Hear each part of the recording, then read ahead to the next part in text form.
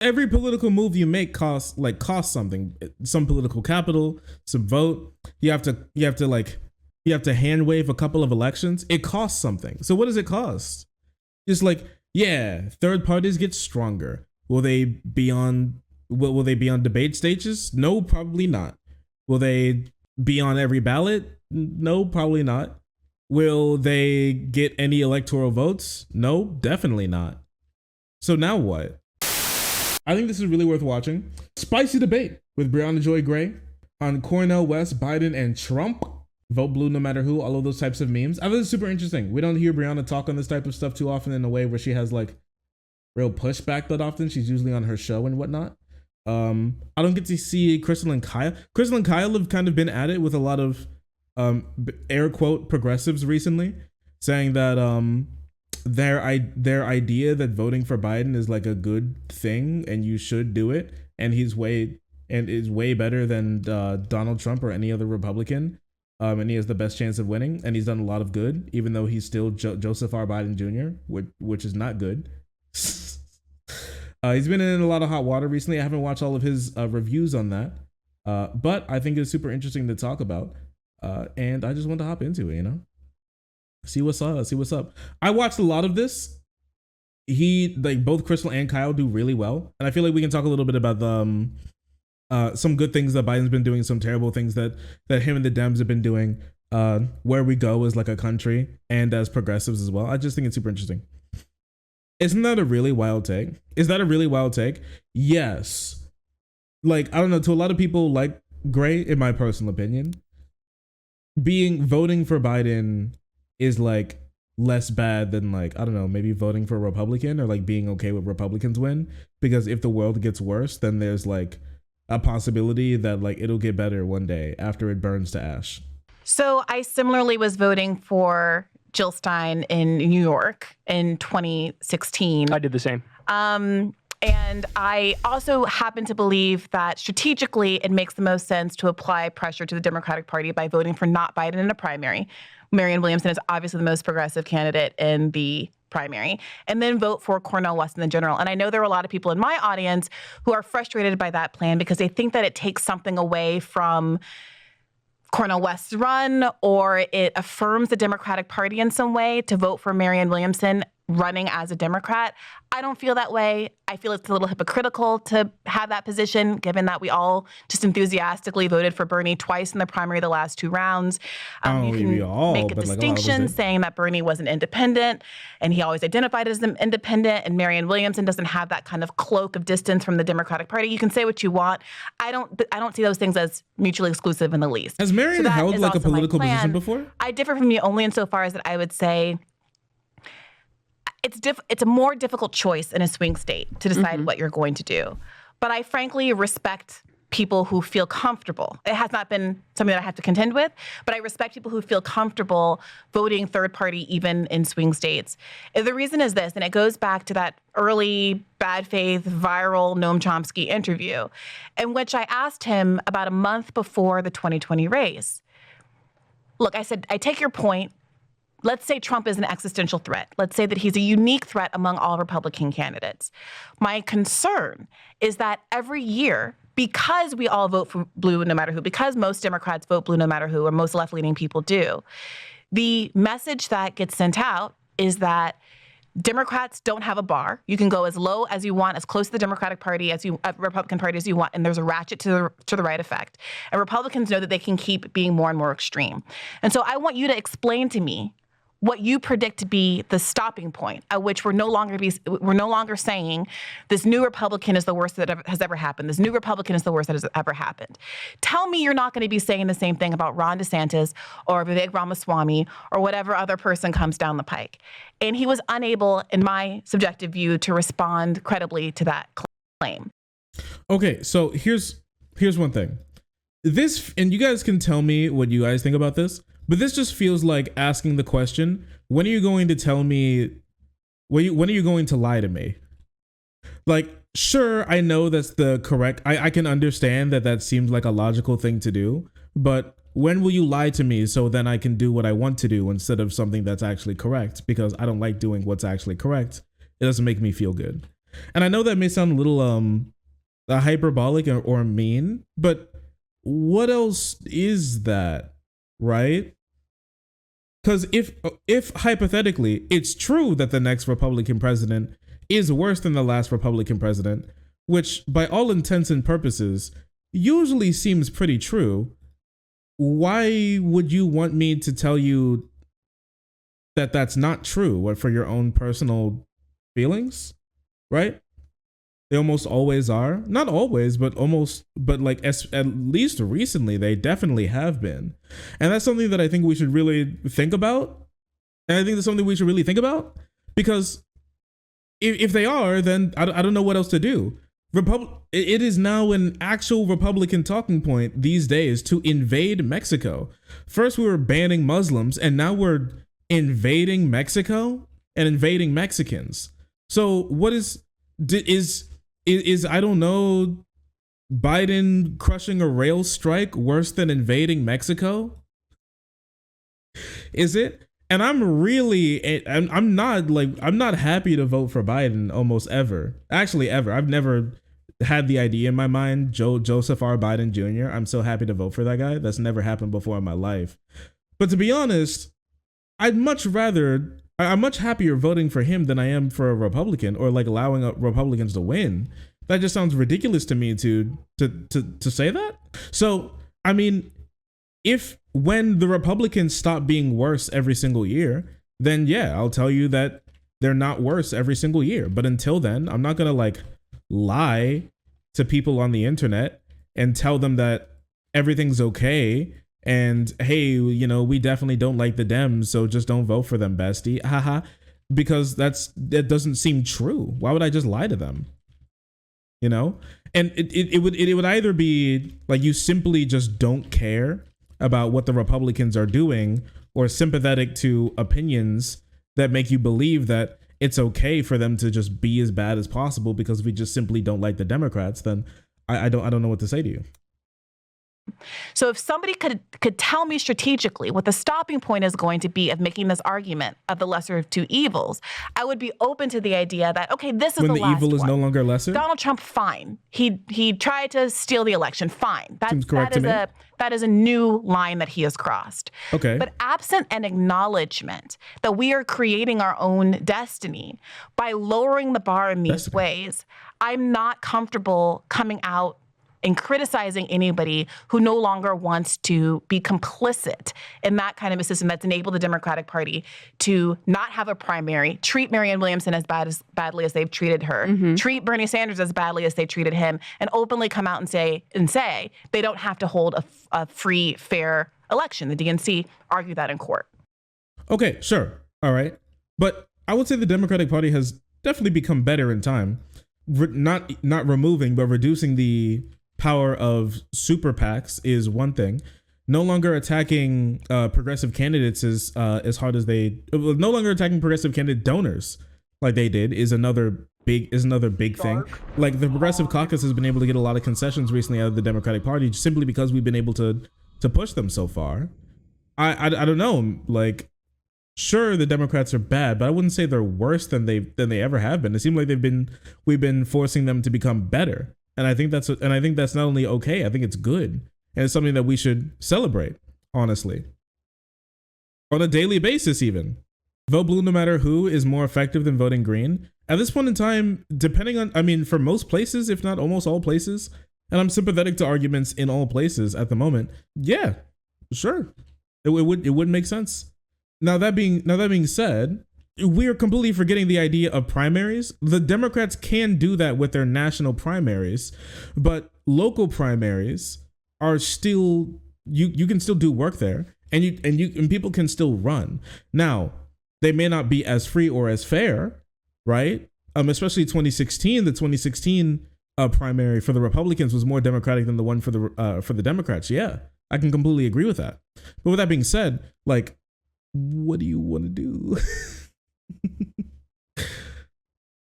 Primaries still exist, and you can still push candidates to the left. You know, Bernie Sanders' influence on Joe Biden is still felt today from the 2020 election, right? It still very much is felt today. That's important.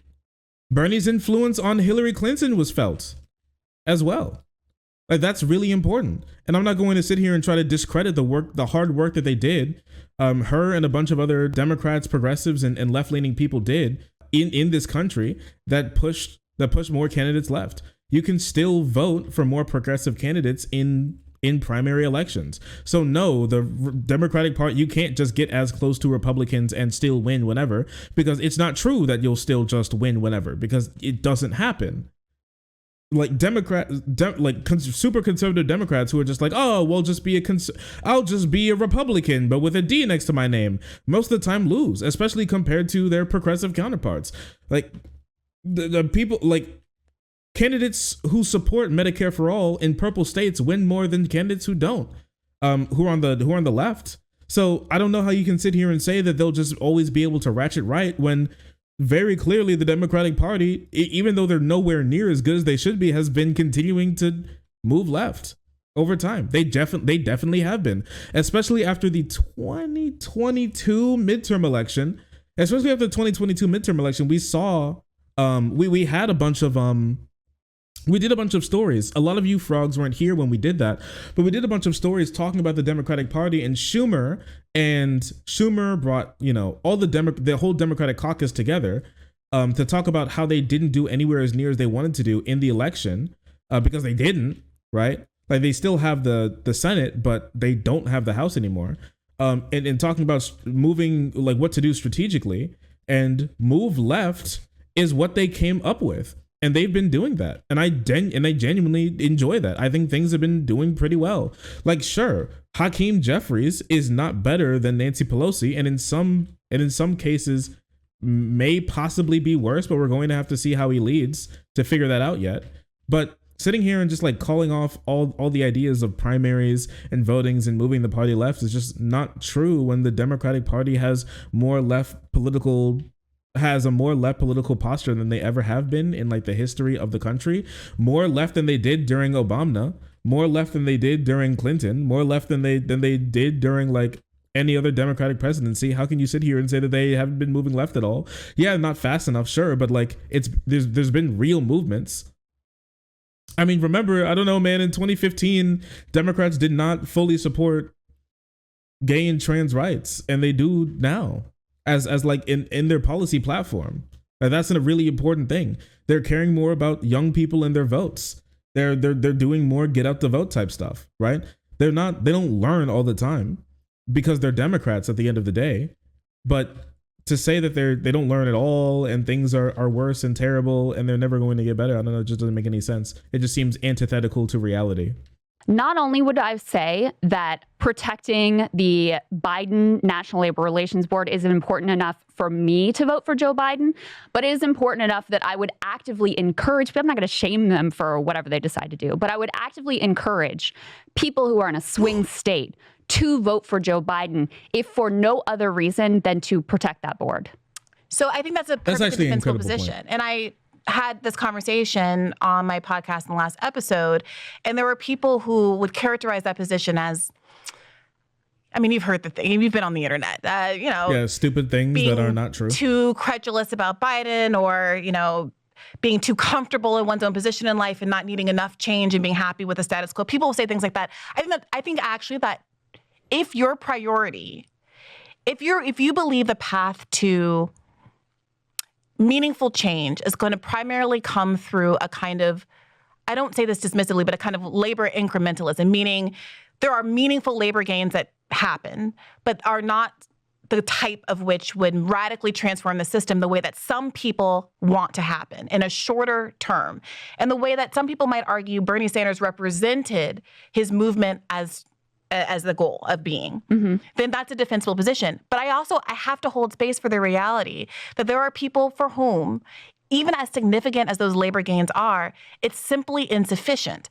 And what they see when they look at the trajectory of the last 50, 60 years of Democratic Party politics, when they read Listen Liberal and see the longer game the Democratic Party making a concerted choice to back away from labor in a way that has gone on for decades and isn't necessarily turning around as a consequence of Joe Biden having some good NLRB appointments. Okay, it's not about like some good NLRB appointments. It's like good NLRB things that are happening. You know what I mean? It doesn't really make much sense. I don't know. Like, so things aren't happening as fast as you want them to. All right. What are you going to do about it? All right. Cool. Now what? Sure. Now I agree. Now what? Like, what are you going to do about it? Yeah, it's not like good appointments. It's good policy. Shit's slow. Yeah. But the thing is, it's not, I don't know. I feel like in this analysis, we're kind of talking about electoralism like it's the only lens to view this type of change. What about more on the ground type organizing as well? Community organizing, building dual power structures. You can do all of these types of things while still not letting Republicans win in elections. There's no reason why you can't do both. If you're a leftist, not only should you not worry about electoralism as the end all be all, but you should think of electoralism and voting for candidates as just like something that you do in between the actual work that you do, if I'm going to be honest. And sometimes campaigning and being a part of the electoral process, more like, sorry, yeah, if you're like a leftist socialist, then being a part of the electoral process is something you do like rarely and sparingly.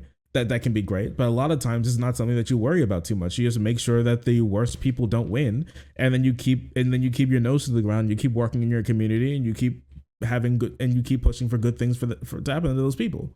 Outside of that, I don't know what we're talking about here.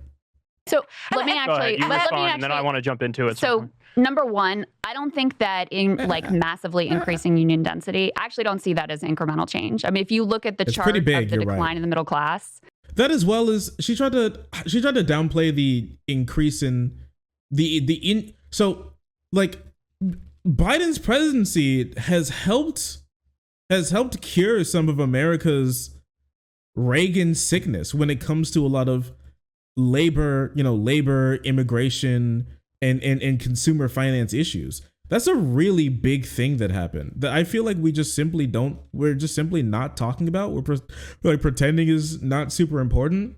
The fact that the fact that people are now viewing unions as way more influential and way better for workers than they have in the past 50, 60, 70 years is not something to scoff at. That's actually super important. And it's had like a real marketable change to workers' lives around the country. Is it enough? No. But like, did we ever expect a Democrat to really ever do enough for this? Did we ever expect a president to ever do enough with this? Did we ever expect a politician to really ever do enough for this? That's not their job, really. I wish it was, but like, they're politicians at the end of the day. It's our job as activists to force them to get there. It's our job as activists to be able to make it as easy as breathing for them to make that happen, because they don't push. They rarely ever push for good things to happen. They're just politicians. A lot of the times they're looking to line their pockets. You know what I mean? If they can like get good boy points for doing actual good things for working class people, well, I'd love for those laws to change. They don't really make money off of the backs of working class people like that. But as long as we do, why not let's use it for our own personal gain to make things better in the country? To say that things haven't been like moving away from that is just, I don't know. It seems, I don't know. I would, if I was still like a normal worker, I'd feel, I don't know. I really wouldn't like that.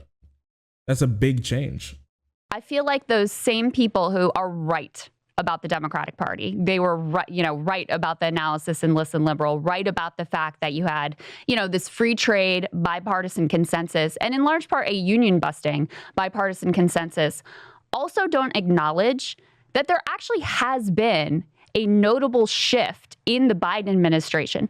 Now, my big issue with the Biden administration, I mean, there's a million of them, right? On foreign policy, I've got problems. But my biggest issue economically with the Biden administration is the way they've allowed the pandemic relief, the short-term pandemic relief programs to fall away Child and tax leave a lot credit. of ordinary Americans in a more precarious financial position Laying, now student loan than they were pause at the lapse. beginning of the administration. And that's not nothing. But when I look at the long term, when I look at the fact that, listen, with the Inflation Reduction Act, with liberal. the CHIPS Act, with infrastructure investment, you're talking about industrial policy in a way that would have been completely unheard of in the Clinton-Obama era. When you look at not just the NLRB, which I said is like the core for me, but also his antitrust appointments and the fact they're really trying to reverse decades of neoliberal attack on any sort of trust busting, I feel like none of those improvements that have made Biden on that front way better than Obama, way better than Clinton, I just feel like there's no willingness to acknowledge any of that whatsoever. Yeah, I mean, it's pretty true. She's been saying that, Democrats are able to get worse and worse every year when every single Democratic president has kind of been better than the last one every year. I mean, a lot of people will hate saying it, but you're just factually incorrect and maybe even a little dumb if you disagree. But Joe Biden is the most progressive president we've had in our lifetimes. At least me as like a 24-year-old. Yeah.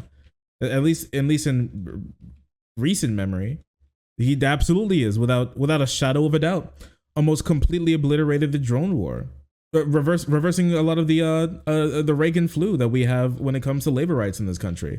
Finally expanding labor rights in a way that is absolutely amazing, right? The Supreme Court nomination of Ketanji Brown Jackson was fantastic, even better than Obama's appointments. If I'm going to be completely honest with you, saving climate change activism and work is incredible.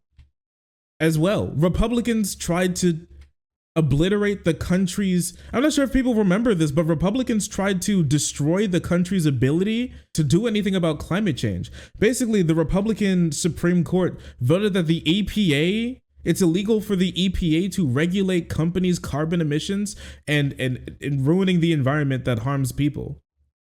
And so, and the Biden administration was able to do something super sneaky. They made a loophole by reclassifying carbon emissions and pollution, making it legal for the EPA to regulate them again. That's not that would have completely obliterated, if let to go into effect, that would have completely obliterated climate change, the fight for climate change in this country. It would have just been stopped, dead. If a Republican was president, we would have 4 more years of 100% or more increased carbon emissions and pollution in this entire country. Stopping Arctic grilling. Drilling is another big thing that he did recently. Reclassifying marijuana is another thing that he did recently. Like he's been doing good memes. And I'm not going to pretend that he didn't. And I'm not going to pretend that this is like super incrementalism, because it's really not. Didn't he also pardon federal non-violent marijuana users as well? Didn't that happen? Chat, correct me if I'm wrong on that. Yeah, really early on. That's incredible. Crime Bill Biden, he did it. All of the student debt experts that I've talked to on my podcast, people from the Debt Collective, the Asher Taylors of the world, the legal experts I've brought on, is that there was a path toward doing this, to canceling all student debt that would not have been stymied by the Supreme Court. The same authority that Donald Trump used to enact the student debt moratorium, which has been ongoing until the beginning of this month for the last 3 years, was the same authority that he could have canceled all student debt with a stroke of a pen. He chose not to do that because he decided to means test the program. He circulated those documents. I got one in my inbox last August, I believe it was, to see if you qualify for student debt. It was a very easy form. But when he did that started the clock for people to be able to challenge it in court, which 6 states did, 2 of them were successful, and now here we are today. Not only did he decline to do the unstoppable mechanism to actually cancel all student debt. He additionally chose to use a legal authority, which when many legal experts said was the most vulnerable one. So you're now saying, no.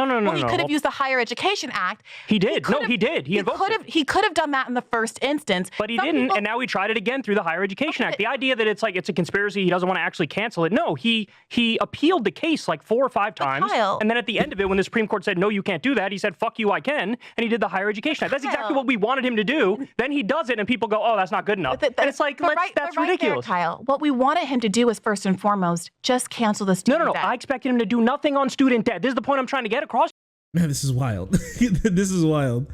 One thing I will say is that I find it surprising we don't talk about sort of what's the term for it? Political capital, is that right? When liberals love their political capital and to save their political capital when it comes to these types of things. And I think it may have been like a bit of a decent move in Biden's instance here, because he knew Republicans were going to challenge it. Republicans challenged stimulus checks, man. Like the idea that they weren't going to challenge this either is just kind of ridiculous to me. It just doesn't make any sense. And if he could save some political capital by doing it in less of a sort of like egregious, I'm just gonna take some power and use it way, I feel like kind of I'm going to be honest, like on a certain level, I get it. I do think Democrats just need to be like, F the Republicans, we do what we want. That's what I think this country really needs. But barring that for the moment, I'm not going to, like, it's fine for him to like try it out to see if it works and then have Republicans take it from people. And if he doesn't have to kind of flex that type of power, because it is good if he doesn't flex that kind of power, because even though Republicans do it, we don't want our presidents to feel comfortable flexing that type of unilateral power over the country a lot of the time. We just don't, right? Right? We shouldn't, right, guys? We don't, right? So if he doesn't, then that's usually a pretty decent thing. But now that he just did it anyways, since the Republican Supreme Court, the court that they stole, is using their extreme ideology to take money from people who deserve it that would improve the country, and he's just using it for what it should be and using it in a way that it should have been done originally. I can't sit here and be like, I can't believe he just took longer to do the thing that we wanted him to do that none of us expected him to do in the first place. But that seems a little, I don't know. It just seems a little piss baby to me. I hate to say it. It seems a little piss baby core. Like, what the fuck does she want? I don't know. It's like, he won't do the thing. It's no reason to vote for him. Oh, he's doing the thing, but like slow. Oh, now he's doing the exact thing that we wanted, but like he didn't do it originally. Like, okay, sure, true. But he's Joseph R. Biden. I don't think you should have expected much from him to begin with. So, first of all, you, I think, are both fundamentally dramatically overestimating and overstating and giving way too much credit in the second that you can make your labor point, the student debt point, absolutely not. Joe you Biden make the making people's lives fundamentally better people point? To the polls by saying he was going to cancel at least $10,000 of everybody's student loan debt, and moreover cancel all student loan debt for graduates of HBCUs. And he went down to Georgia, a state that he not only needed to win for the presidency, but needed to win for the Senate, and where there are 3 of the major HBCUs in the United States of America, made that promise, and people knocked doors and turned people out to the polls on the basis of that promise. I want to see what did Joe Biden promise? I didn't keep up with all of Joe Biden's promises because I thought he was just lying with all of them. So I did not care to keep up with all of them. And for one, I was like, oh, he's probably going to be president anyways, and I think he's mostly lying. So I didn't keep up with him. So let me see. Actually, it was the court decision. It was the court decision. Radical liberal Raphael Warnock. Correct me if I'm wrong, but I was pretty sure the 2020 election. Georgia elections were mostly ruled by, like, the biggest thing that was on people's minds were the stimulus checks, not the like the extra stimulus checks, not the HBCUs. A very small amount of Georgia voters went to HBCUs, right? And cared that much about HBCUs. I thought it was mostly, I was following the race. I thought it was mostly about those checks. That was the point in Georgia. Let's check Biden promise tracker. Let's see. Forgive all undergraduate tuition-related federal student loan debt from 2- and 4-year public colleges and universities and private HBCUs, MSIs, and debt holders earning up to $125,000. This one's in progress at the moment. That's the one that we're talking about. So yeah, she's bringing up the court decision as something, as like a promise that he didn't keep, as we already talked about how it's in the works to get done at the moment. Okay. Interesting. That's very interesting. Thank you, Brianna. Very interesting. If Biden wants to run as I'm a milquetoast incrementalist who's just better than Trump, he can feel free to do that all day and night, and then he would have lived up to the expectations that he set for himself in the context of a primary campaign. He did run as a milquetoast. He promised to cancel all student debt for every graduate of an HBCU and $10,000 to $20,000 of student debt for people who earn less than $125,000 a year. Now, that might not matter to you, and I defend you guys against claims that, you don't care about this stuff because, you're out of touch and it doesn't affect you in material. I think that some of those claims get really silly and overly personalized. Yeah, he did say specifically nothing will fundamentally change. I remember that specifically. Nothing will fundamentally change. He said that with his whole heart. He said that.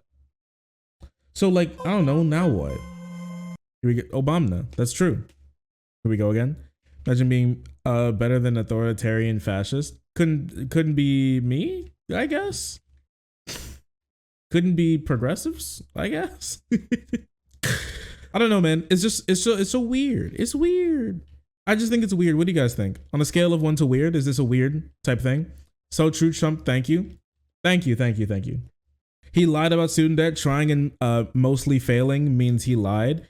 Yeah, he tried, but he failed. He can't cancel all, if I remember correctly, he can't cancel all student debt.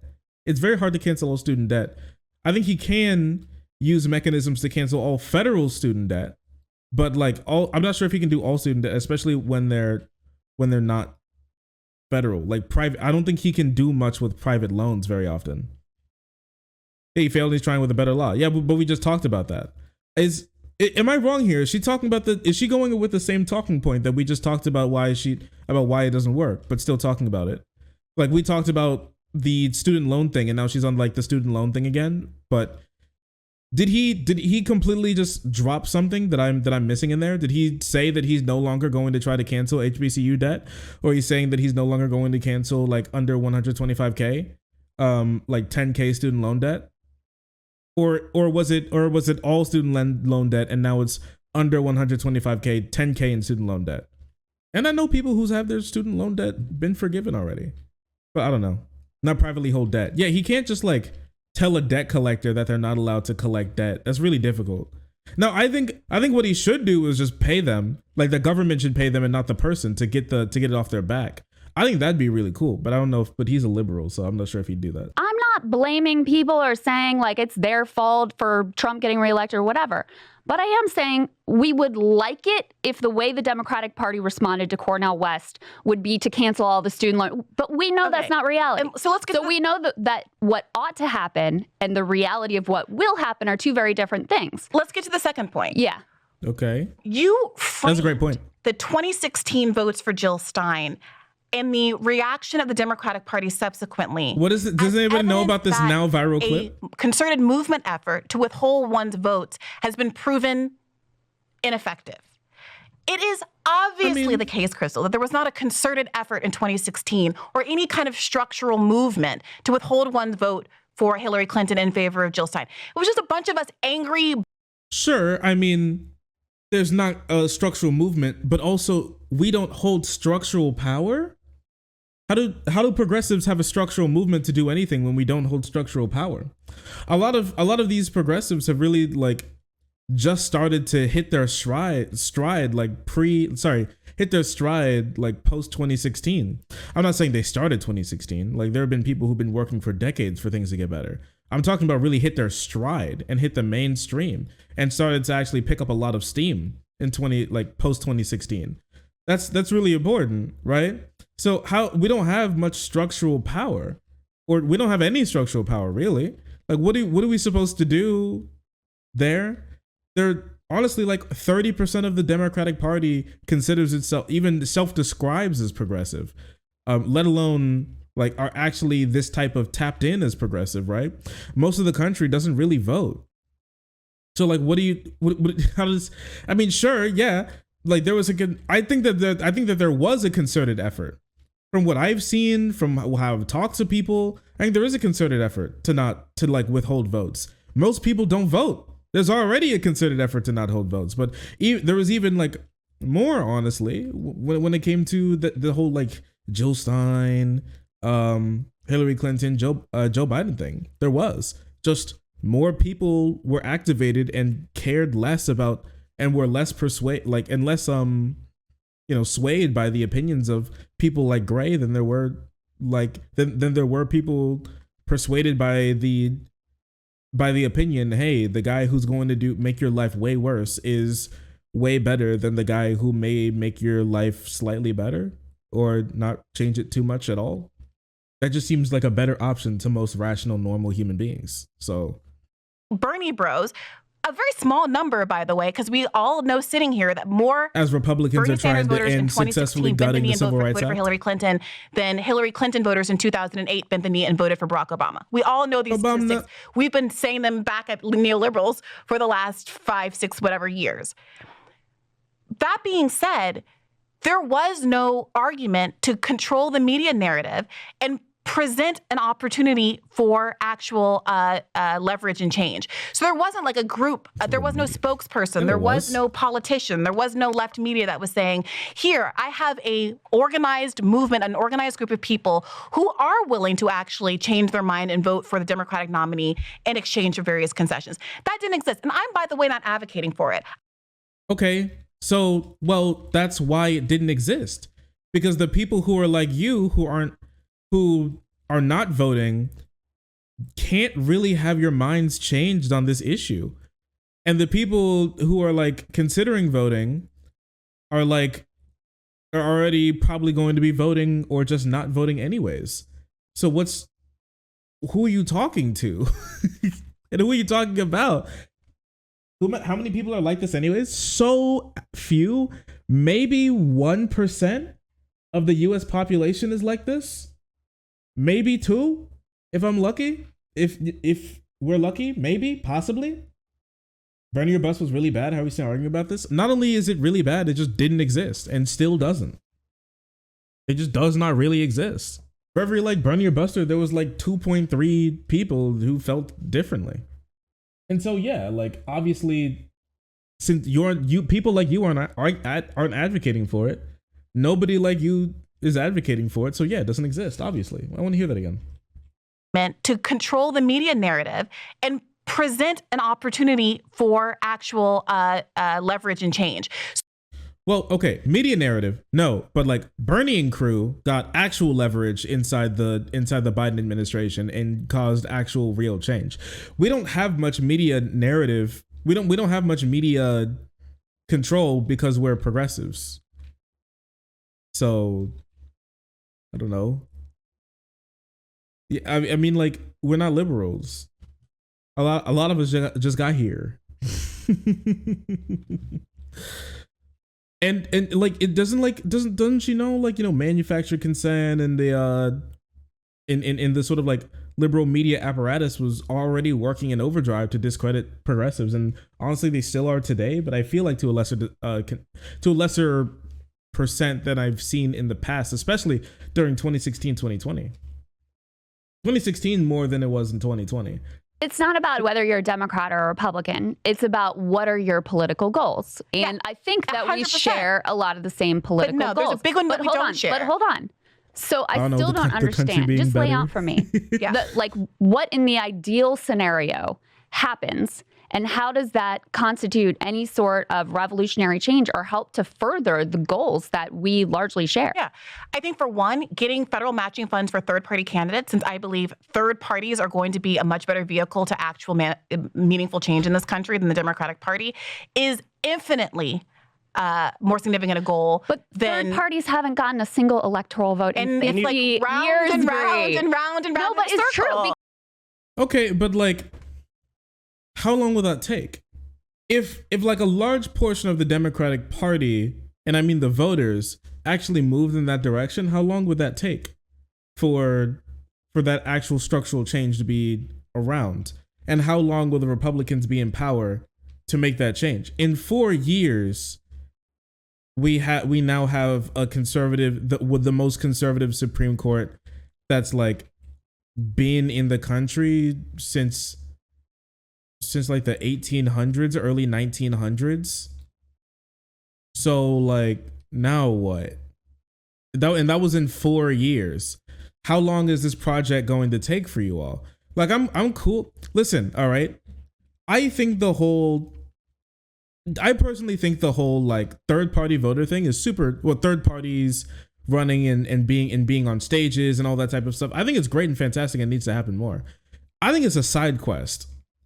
I think the main quest is stopping the Republicans and being and getting good things done for workers and minorities and, you know, just your average human being in this country. I think that's like the main priority that we should be, you know, talking about and worrying about here, and not like the third party thing, because as good as it is, even if things went as well as possible, that we could, you know, exceeded 100% of the expectations, it would still take decades to see real meaningful change for something like that, right? When there's something that we can already see that's been working for a single, that has gotten more change in a single election cycle than we've seen in 30 years of third party campaigning, that could lead to more third parties being able to run. I don't think the Democrats treat third parties worse now than they did before. In some cases, it's better. Like, pretending they don't exist, honestly, is better than being actively hostile. Find the more progressive by a long shot. Yeah. How long would that take? That's just my question. How long would it take, and how easy is that to get done? And is that really a better option in the sense of it's more practical and you'll get more things done? Or is it just like you really, really, really don't like the Dems because they're evil and stinky, and so I just want to do something different because this like aligns with my opinions more when it comes to electoral politics, even though I think those opinions should be more kept towards like organizing and activism, because we're living in the United States with like liberals and conservatives, and many liberals are pretty conservative to begin with. Most liberals are pretty conservative in the country. So now what, right? Like, how do we get this done? Because, I mean, look at Ross Perot had all the money in the world. It didn't matter. He didn't get one electoral vote. He didn't get one electoral vote. Do you agree that That's ranked the choice reality voting of the needs to come American first? political That's the system. important question. Do you agree that if we get ranked choice voting, then yes, overnight third parties become more viable. that Cornel but until West, we get them, they're not viable. I think that Cornel West running in a general election where he has been doing this. He's been talking about ranked choice voting in interviews, but continuing to talk about how the onus is on the Democratic Party. Distinction between liberals and Dems comes first, sir. Yeah. He is in a position now running in a general election every time he goes on TV to say, if you're upset at me at being a spoiler, you need to look at the Democratic Party, who across the country for the last decades has been purposefully undermining any ballot measures that effectively put into effect ranked choice voting in Maine, in North Carolina, the way they attacked Matthew Hoh. I am not the enemy, they are. And that's the burden shifting, the narrative burden shifting I think the left should be engaged in right now. To the extent that you think that Cornel West can ruin Biden's chances, isn't it Biden's responsibility to find those votes, not among disaffected third partiers who don't owe him anything anyway, but the tens of thousands of millions of disaffected Democrats who aren't going to vote for him? We've all talked about this together. In Wisconsin in 2016. Wouldn't that argument be towards like Biden and the Democrats' favor for not caring about third party voters and pretending they don't exist at all anyways? Like, oh, they don't owe us anything, we shouldn't try to please them, we shouldn't try to sway them at all. I mean, at the end of the day, here's a question that it's a little mean but also hard to answer. Like, why should I care? If you're like a Dem, why should you give a shit about a third party voter? No, like, why should you care? Why should you spend any time, money? Why should you spend the use of a single synapse in your gray matter to care about a third party voter at all? Not only is there no reason to, in my opinion, if we're looking at it from that perspective, it is detrimental to do so, Because instead of doing that, you could just go for Democratic voters who just aren't voting right now. They're way more likely to be voting again. In a sort of like leftist sense, I can say, oh, every single human being matters and you should be getting their vote because of that. But in like a liberal sort of politician sense, why should you ever give a shit about these types of people? Spoiler effect, that's it. But then if that's the case, you should just, if that's the case, then you should just get them to not vote a lot of the time. If that's the case, then they're doing the most effective thing possible. And I don't, which is like basically dissolving and making unviable third-party votes. And on top of that, why can't you make the argument about third parties inside of the Democratic Party? Why can't you do that? Why won't that hit harder? I feel like you can say that to people, but I feel like they'll be like, sure, okay, but like you should still drop out. You can be like, if you think I'm going to let somebody who wants to invade Mexico win the election because of my personal pet project, I'll tell you what. How about you like give me whatever I want? I think a lot of Democratic voters, and you can tell me what you think, I think a lot of Democratic voters will treat that as like negotiating with terrorists. And I think the liberal media will lean into that. And I think Democrats will lean into that. And then you'll just be demonized to hell and back. And then no one will listen to you ever. It seems like that's what keeps happening over and over again. And it works because it's an effective rhetorical strategy. Guys, tell me what you think. In 2016, there were 88,000 registered Black voters who voted in 2012 who declined to vote in 2016. That's like 2 or 3 times the margin by which Hillary Clinton lost in that state alone. And yet we're sitting here talking about whether or not Cornel West is going to pull some vote in 2016. That's like 2 Black voters who voted in 2012 who declined to vote in 2016. That's like 2 or 3 times the margin by which Hillary Clinton lost in that state alone. And yet we're sitting here talking about whether or not Cornel West is going to pull some third-party voters away from the Democratic Party? Well, I mean, a lot of things played into that. Obama obviously brought out more Black voters, and Hillary Clinton didn't campaign in the Rust Belt. I would imagine that contributes to a lot. What state did she talk about there? And that doesn't disprove the point at all either, right? Wisconsin. Oh, you mean that state that's had like a massive lurch to the right, with like the Republicans basically trying to and succeeding in many ways to just usurp democracy on like an entire basis on the entire government.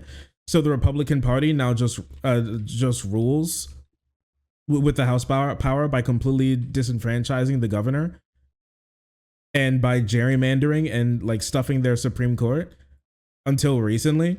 And now trying to impeach the new Supreme Court justice who's on who the voters just voted in by an overwhelming margin over the conservative candidate because she's not crazy and insane. And they see what the Republicans are doing. We're trying to basically turn Wisconsin into like a Christian nationalist slave state. I don't know. It just seems, I wonder why a lot of Black Wisconsin voters didn't come out. I mean, there's so many reasons because of that. There's so many reasons why they didn't. Do you know why they didn't? I'm just going to be honest. Not only do I not care about arguments that the left is going to be smeared, I think it's silly because no matter what we do, the left is going to get smeared. Bernie won Nevada, and it was, oh my God, we're going to decapitate people in Central Park. Okay, one guy. You know, it is, I think, deeply unrealistic to expect that there's ever going to be a left movement that genuinely challenges power in this country that's not going to be smeared. And if you are choosing your political strategy on the basis of what's going to get you a pat on the head from MSNBC, and I know that's not what I don't mean to mischaracterize you, but that is naive. Listen, that's fine, and I agree with you. Left is going to be smeared. Sure, they're going to be smeared, but like, why would you give them like actually a reasonably decent reason to smear us? You know, because it's not I mean, think about it from like your average person's perspective. Is that unreasonable? Is it really? If you go, hey man, this guy's dramatically made my family's life worse, and has made the country worse. And you're like, yeah, but I'm okay with that because the other guy made it just slightly better. Do you think that how do you convince a normal voter of like being sympathetic to that? That's so hard. And it seems like you can't, because I've never seen that work out for any of these types of people ever. This doesn't make any sense. This don't make no goddamn sense. This guy made my life worse. Okay, but the other guy made it just slightly better. So why don't we just make it way worse instead? Sure. All right. Well, let's see how she gets this one. But the question is, what is actually going to move the ball forward? I'm confused by why and you I just don't, Matt. Because I don't see. Because policy is all that matters at the end of the day. I don't see how Cornel West getting 5% and helping to reelect Trump ends up with things going in a better direction. Like that, Crystal? He gets 5%, and then the Green Party, a third party effort, it gets stronger and more well-funded and more able to compete in future elections. Until we have ranked choice voting, there is no even 1% viability for them. Can you admit that? Can you acknowledge that? Okay, so that's good. What do we lose in return? Like, what's the cost of that? Because every political move you make costs something. Some political capital, some vote. You have to hand wave a couple of elections. It costs something. So what does it cost?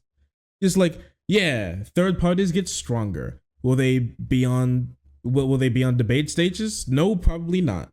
Will they be on every ballot? No, probably not. Will they get any electoral votes? No, definitely not. So now what?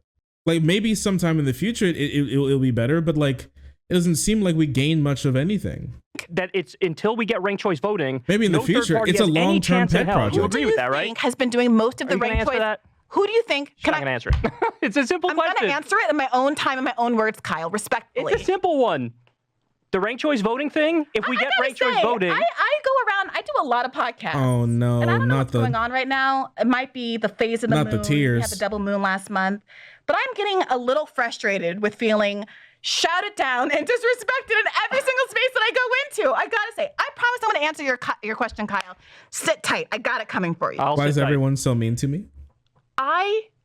Who do you think has been doing the bulk and the best funded ranked choice voting advocacy in terms of getting on ballots and getting it passed in the United States of America? Third-party voters. The Libertarian Party. Yeah. Because unlike the Green Party, I'm no fan of the Libertarian Party, but for obvious reasons, they were enormously better funded than the Green Party. And they, as a consequence, have been able to make much greater gains and actually getting ranked choice voting passed around the country.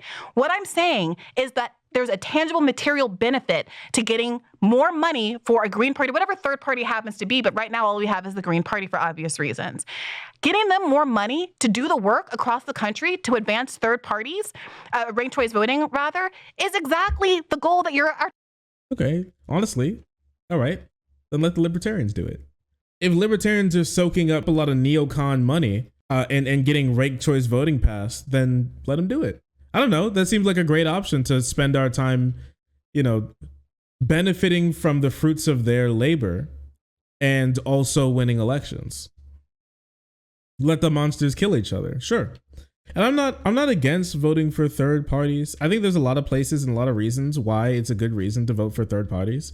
But like, I don't know, on a presidential level, it just doesn't seem to make too much sense unless you're in like a super duper giga, like lefty or righty type area where there's absolutely no reason for you to vote like that. But at the same time, I think it's important to still vote at least in like Democratic primaries to allow people to know that a progressive voter base is out there. Because if not, then they could just give up. Like a lot of Democrats have given up in a lot of places because a lot of left wingers simply don't vote. Like a lot of lefties simply don't vote, meaning that the Dems and other parties feel like, there's no reason for us to be wasting money here. And so they just don't try to get more votes out and try to change areas. A lot of right wingers have a lot more money. So they have more money to throw around with these types of things, but we just simply don't.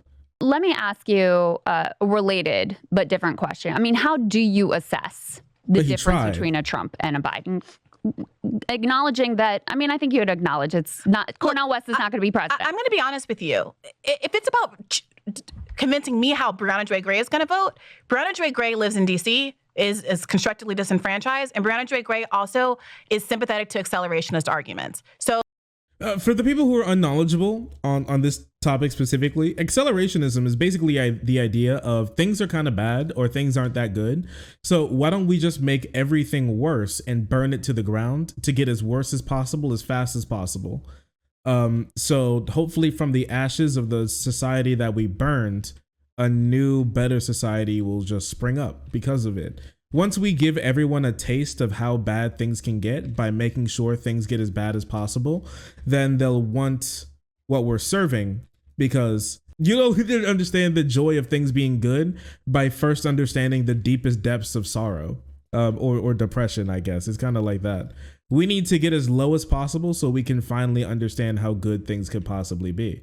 That's basically the goal. So your life getting worse, maybe your sick family members dying, friends becoming homeless, things along those lines, everything simply just becoming worse and everything just completely crashing down on everyone's head is preferable to things getting slightly better over time.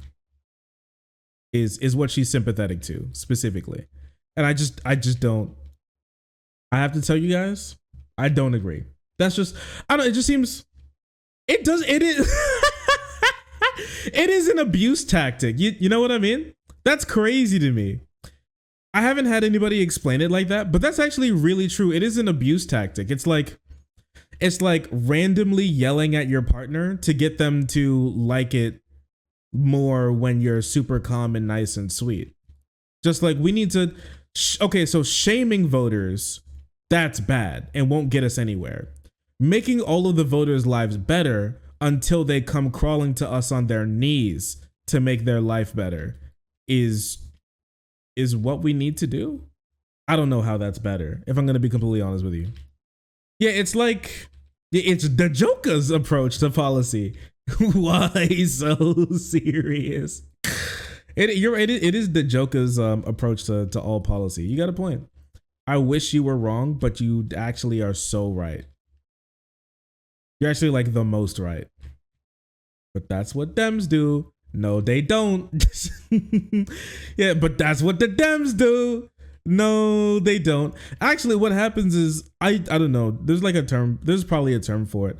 On this stream, I just typically call it liberal stagnation. Like, you see it, especially back in 2016, you saw a lot of countries slip into a right-wing phase. A lot of them kind of woke up. This country woke up from that. A lot of countries didn't yet. Italy is a country that hasn't yet. Britain is a country that hasn't yet. But basically, after a long period of liberal stagnation in the country, where the liberal ruling party or ruling government basically rests on their laurels and doesn't continue to push to make things better because things are already, pretty fine. They've lost the opposition party, so they lost their will to fight for basically anything. And things begin to just slow down and stagnate for your average worker. That gives the opportunity for conservatives to kind of peer through the gaps and make arguments for why they should be in power to radically change things, and they can don the mask of populism while serving corporate aims and ruling class needs in once, and only have class consciousness for the richest amongst us, because I can't say among us anymore. Apparently, Africa is surviving. Yeah, Britain is falling. U.S. is rising. Britain is falling. That's what Dems do, Yugi. It just doesn't make any sense. Yeah, Brazil woke up from theirs, thankfully. But yeah, I personally just call it just seems like after a long period of liberal stagnation, that's just what a lot of countries do. And democratic backsliding, yeah. Convincing me how Brianna Joy Gray is going to vote. Brianna Joy Gray lives in D.C., is constructively disenfranchised, and Brianna Joy Gray also is sympathetic to accelerationist arguments. That's crazy. So I am not afraid of Trump, and I am not going to. I actually will never, for the rest of my life. I don't care if I live in Pennsylvania. Type, I don't care if I live in Georgia. Vote out of fear. That's beat. not who I am. That's not who I was raised. That's just me. And I recognize that I am radical. I recognize I'm not telling anybody to be like me, but that's who I am. So, she does. Even if just to get back to the question, even if her single vote could stop Donald Trump, Biden is better than or Trump, like I genuinely stop want to the know, invasion like, of how Mexico, do you assess? Do you she see their like would not I think it depends on what metric they're using. There are people who will. Okay, so I think this is actually a really telling point in the debate, and I'm not sure if I would be able to continue. Well, I'd be able to continue, but I'm not sure if I'd have my heart in the debate after this, because this is a type of person that you cannot convince, right? And I honestly find it a bit of a futile act to try to sit here and convince her of something, because she simply just doesn't. No matter what you say, she simply just doesn't care. What if people's lives get better? It does not care. What if it stops like lives from becoming so much dramatically worse? Simply just doesn't care. None of the arguments that you could bring to her that you would tell like to a normal person, like you can't. It's like it's like I want to compare it to talking to conservatives a bit. You need to be able to talk to them on a level. You need to understand what they actually care about. Brianna does not care really about lives necessarily becoming better slowly. She has a political goal, and if it's not reached, then anything outside of that doesn't necessarily matter. To her, the Democratic Party and Republican Party are both mostly as far away as possible from her by her like own ideas of the parties. So no matter what really happened, she couldn't care less about what happens, because she feels like no matter what would have happened at all, things wouldn't have moved in a. Okay, basically, here's how I can explain it, okay? You ever look up at the sky and see stars? You know, stars are moving, right? Stars are moving a lot. Basically, to her, she observes the stars stationary, and she's observed them stationary her entire life. And so even though like a galaxy could be moving 1 billion trillion gazillion miles per hour across the solar system, but sorry, not solar system, across like the sky, to her it seems stationary. For people like on the ground, they can see the movement and it means something, but she's standing so far away from what your average person would even recognize as a normal political position that the movement that's substantial to your average person seems like nothing to her. So it's insignificant for her to even begin to care about that. And so that's what I'm pretty sure is going on here. That you just said, and say if Biden escalating in Ukraine the way he has been doing, missiles going off deeper, escalating in closer to Russia that are Western in origin, and the doomsday clock ticking down on World War III the way it has been done, cancels out all of the meaningful gains that you just articulated. Nuclear so saber nicely. rattling. If it comes down to World War III, I mean, she did believe that Biden was. That you just she also believed that Biden was going to be like mini Bernie. With the hindsight of living in the nuclear Holocaust, would say, "Well, I guess that Trump actually was a better president." Who's more likely to get us World War III, though? I definitely think it's Trump. I definitely think it's Trump more likely to get us World War III. I don't want to know what people think. You disagree? I want to know what you think. Do you think that that's accurate? Because to me, I look at the record. We don't know until history happens what history is going to do. I wouldn't have expected that under Biden we would have gotten in the middle of this war with Ukraine and Russia. I would not. That wasn't on my bingo card either. Yeah, but we know that Trump was actually more hawkish towards Russia than he built up on NATO's border. Obama he put was. troops on NATO's border. We know what he did with Iran. We know he said he was going to get on Afghanistan. Biden actually did it. But so we can evaluate these two claims. That we shouldn't believe anything that Donald Trump says about Ukraine. A toxic. This is literally just a vote blue, no matter who unless they're two. What is this? Answer the question. How you weigh them conversation. Oh no! All of this reality feels so vote. All of this reality feels so pro-Democrat. And millions of other people feel the same way because it has absolutely nothing to do with that. I don't know how else to express this to you guys. Kyle, it's not that there is a disinterest or a failure to recognize what are meaningful changes. But there is they simply don't care about the meaningful changes. Acknowledging that's the biggest thing that I think Kyle needs to get here is that he's like, oh, but what, don't you care about all these meaningful changes? The answer is no. She does not care about the meaningful changes. It's not something that worries her. It's not something that excites her. It's not anything. It's just nothing. It's like, I don't know. It's like sitting down on a starry night and for 5 minutes looking up at the stars and somebody take a picture from like 5 minutes ago and then holds it up and say, look, the stars moved. Like, to them, they're just like, I don't care. It's not it's basically nothing. They simply just don't care. It's like a fart in a hurricane. Yeah, to them. Gains when this labor movement's like a fart in a hurricane. Could be doing to help the population that elected them. When there is a huge gap there, it can be papered up by championing someone's accomplishments. And people are reluctant to give credit precisely because they think it will end the conversation about how much further people should be pushed. So it feels akin to saying, Jeff Bezos was walking down the street and he gave a $5 to a homeless person. It's not that. Oh my God. That's what I'm talking about. Yeah. Wait. All right. Unprecedented labor movement in the country, almost basically stopping the drone war, reclassifying marijuana, letting out those, like, basically everything, letting out like non-violent marijuana and drug offenders. Is just like fart in a hurricane. It's a fart. All fart in a hurricanes are. All those lives that have been meaningfully changed, all the things that we never possibly even expected that could happen, all done, all at least helped push for and codified by a growing progressive movement in the country, is like Jeff Bezos giving $5 to someone on the street. That's what, and that's it. Not literally nothing matters. Perfect. Kyle's just so done. I would be done to, like, I think he's starting to realize, like, she just does not care. People's lives getting better is not something that interests her. I didn't expect him to do the Higher Education Act after the Supreme Court slapped it down. He did the Higher Education Act. I didn't expect him to do any of it, and he did it. And this is something that, if I said early on, Biden's going to do nothing on student loan debt, everybody on the left would have been like, you're right, he's going to do nothing. Now he does 5, 6 different things on it, and it's like people go, no, doesn't count. I'm not saying what he's doing is perfect. Obviously, the best thing to do is to wipe it all out through executive order, and he has the authority to do that. That'd be the best thing to do. He didn't do that, but can we at least acknowledge the facts of what went down? And I see this rugged insistence. Honestly, it's like Biden derangement syndrome among some people on the left. Damn. It's like Democrat derangement syndrome among some people on the left. The fact that we can't all agree very quickly that, well, obviously Democrats are not 10 times better than Republicans. They're 100 times better than Republicans. And even if you are somebody who's, and if you're a minority, left, maybe you can acknowledge 1,000. a W in the instances you get it while still pushing for more. I mean, a perfect example is what's happening in Minnesota right now.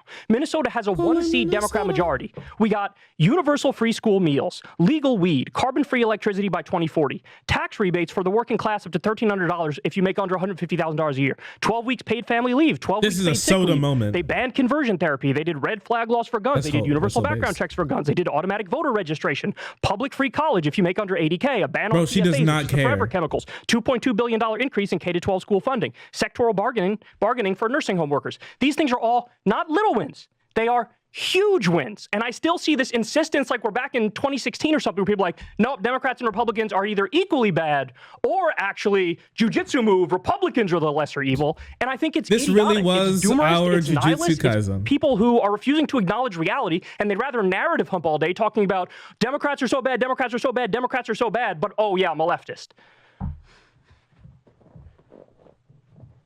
You done? Say it.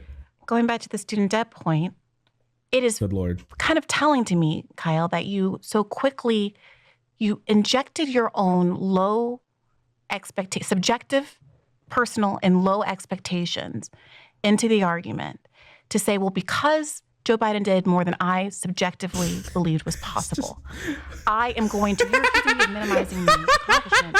I think that you... Yo, bro, she doesn't care. Yo, she's heard all that. She was like, I could not give a shit less. I sleep. Bro, I sleep.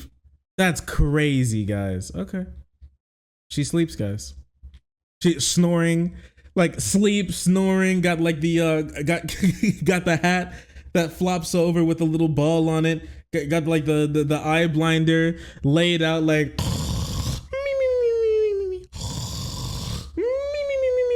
does not care.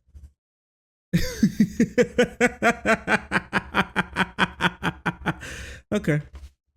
She literally said okay, but did I ask?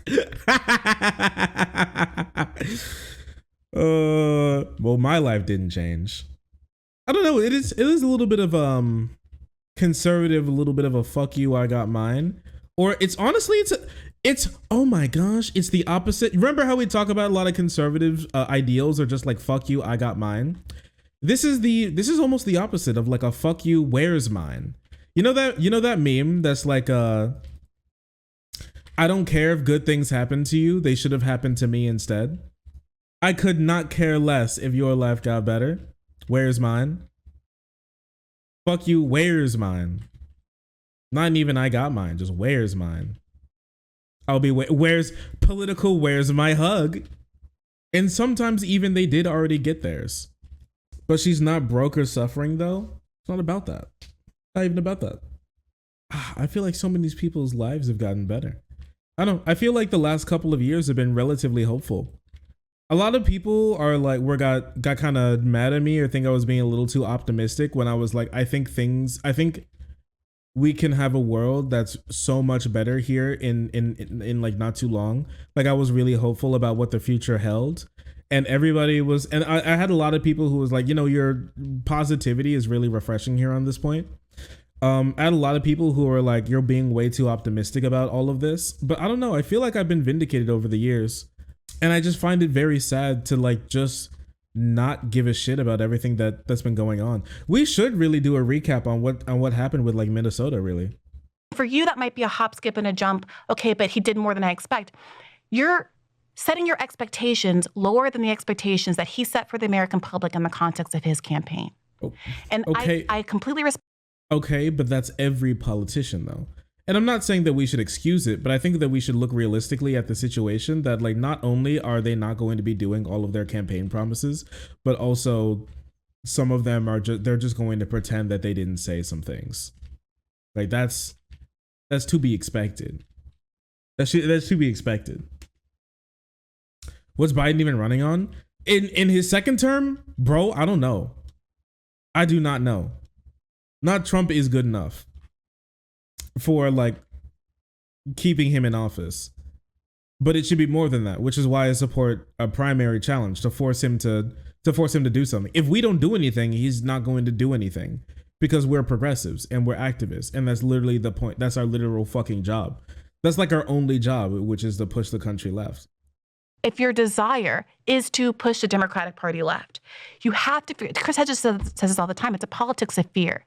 If you are more afraid of electing Trump than the Democratic Party is, you are never going to be able to exert any leverage on them at all. And I understand that's a risky position.